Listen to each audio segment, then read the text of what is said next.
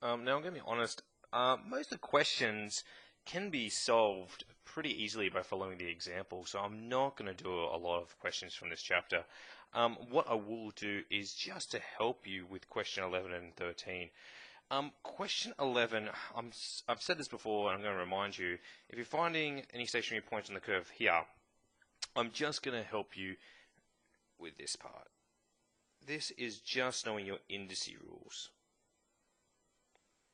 Okay, so this part is the square root of these two numbers, but really you can put this in brackets and do this to the power of half.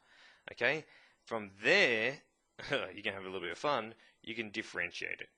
Okay, I'm not going to touch that. You should be challenged in some questions, and I'm going to leave that for you, but that'll set you up and show you what path you're meant to take, rather than just hitting a brick wall.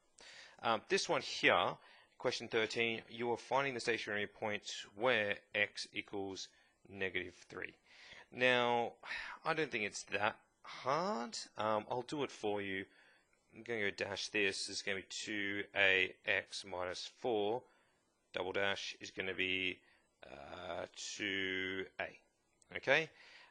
So then we have that. Find the value of that. Well, if this, hang on a second, if our stationary point is where x equals -3, then that must equal 0. So skipped ahead here.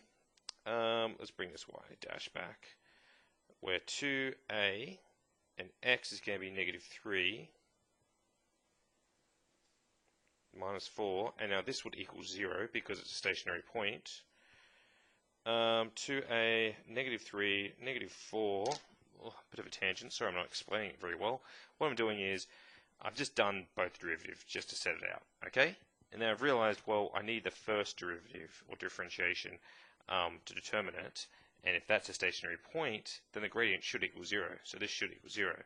Then I've plugged in my x equals -3, that's what I've done here. So 0 equals -6a, -4. Put the 4 over, it's going to be -6a, divide by that. That should be -2 over 3 equals a. Okay? Whoops, just for you to help. So that's finding the value of a. So once you've got that, you can plug that back in, and then you should be able to determine the nature of this stationary point, which you should be doing anyway throughout the questions. So, to be honest, nothing too hard. That should set you up for question 14 and 15.